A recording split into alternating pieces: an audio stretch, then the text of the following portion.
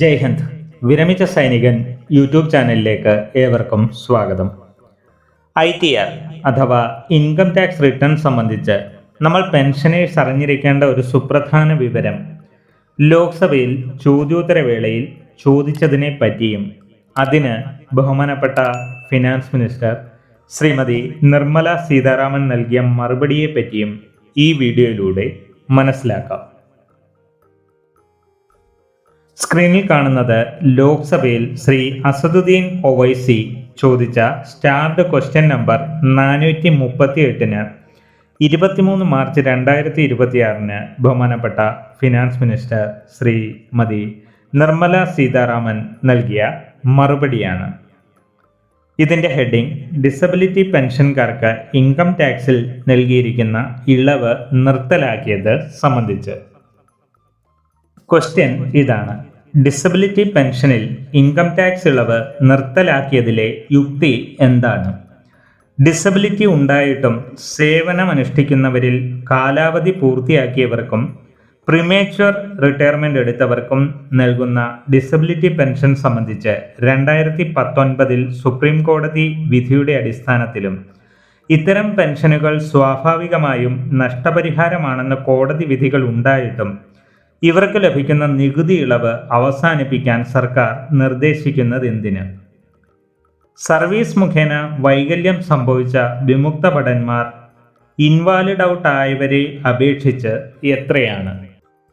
2026 April 1 മുൻപ് disability ഉള്ള സൈനികരെ സംരക്ഷിക്കുന്നതിനായി നിയമത്തിൽ ഒരു ക്ലോസ് അവതരിപ്പിക്കാത്തതിൻ്റെ കാരണമെന്ത്? Medical board disability percentage border ലൈനിൽ നൽകിയതും എന്നാൽ ശരിക്കും ഡിസബിലിറ്റി പെൻഷന് അർഹവുമായ കേസുകളിൽ പരിഹാരത്തിനായി സർക്കാർ സ്വീകരിച്ച നടപടികൾ എന്തൊക്കെയാണ്? ഇത്രയുമാണ് ചോദിച്ച ചോദ്യങ്ങൾ. ഇതിന് മറുപടിയായി ബഹുമാനപ്പെട്ട ഫിനാൻസ് മിനിസ്റ്റർ ശ്രീമതി നിർമ്മല സീതാരാമൻ നൽകിയ ഉത്തരങ്ങൾ താഴെ പറയുന്നവയാണ്. സൈനിക സേവനത്തിൻ്റെ ഫലമായി ഉണ്ടാകുന്ന ഡിസബിലിറ്റി, അതായത് ആട്രിബ്യൂട്ടഡ് ആണെങ്കിലും അഗ്രവേറ്റഡ് ആണെങ്കിലും അതുമൂലം സേവനത്തിൽ നിന്നും പുറത്താക്കപ്പെടുന്നവർക്ക് അഥവാ ഇൻവാലിഡ് ഔട്ട് ആകുന്നവർക്ക് ഇൻകം ടാക്സ് ഇളവ് 1922 ഇൻകം ടാക്സ് ആക്ട് അനുസരിച്ച് നിലവിലുണ്ട്. 1961 ഇൻകം ടാക്സ് ആക്ട് പ്രാബല്യത്തിൽ വന്നപ്പോഴും സേവിങ്സ് വ്യവസ്ഥകളുടെ അടിസ്ഥാനത്തിൽ ഈ ഇളവ് തുടർന്നു. 2025 ഇൻകം ടാക്സ് ആക്ട് പ്രാബല്യത്തിൽ വന്നതോടെ 1922 ITR ആക്ടുമായി ബന്ധപ്പെട്ട നിയമനിർമ്മാണങ്ങളും അനുബന്ധ വ്യവസ്ഥകളും ഇല്ലാതെയായി.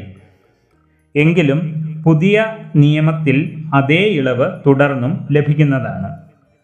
പ്രസ്തുത നികുതി ഇളവ് നിർത്തലാക്കപ്പെട്ടിട്ടില്ല. നേരെ മറിച്ച് 2025 ITR ആക്ട് പ്രകാരം ഡിസബിലിറ്റി പെൻഷനിൽ ഒരു പ്രത്യേക ഇളവ് നൽകാൻ 2026 ധനകാര്യ ബിൽ നിർദ്ദേശിക്കുന്നു എന്നതേ ഉള്ളൂ. 31 ജനുവരി 2026 കണക്കനുസരിച്ച് ഡിസബിലിറ്റി പെൻഷനോടെ സൈനിക സേവനത്തിൽ നിന്നും വിരമിച്ചവർ 1,47,263 പേരാണ്. അതേസമയം ഡിസബിലിറ്റി പെൻഷൻ ലഭിക്കുന്ന ഇൻവാലിഡ് ഔട്ട് ആയ പെൻഷൻകാരുടെ എണ്ണം 89,598 ആണ്. ചുരുക്കി പറഞ്ഞാൽ ഡിസബിലിറ്റി പെൻഷനിൽ ഇനി ഇൻകം ടാക്സിൽ നിന്നും ഇളവ് ലഭിക്കുക ഇൻവാലിഡ് ഔട്ട് ആയവർക്ക് മാത്രമായിരിക്കും. കാരണം ശരിക്കും പഴയ ITR ആക്ടുകളിലും ഇതുതന്നെയാണ് നിലനിന്നിരുന്നതും.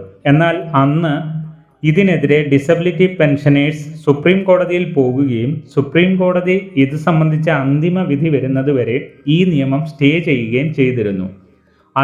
അതായത് സുപ്രീം കോടതിയുടെ സ്റ്റേ ഓർഡറിൻ്റെ അടിസ്ഥാനത്തിലാണ് ഇതുവരെയും ഡിസബിലിറ്റി പെൻഷൻകാർക്ക് ഇൻകം ടാക്സിൽ ഇളവ് ലഭിച്ചിരുന്നത്.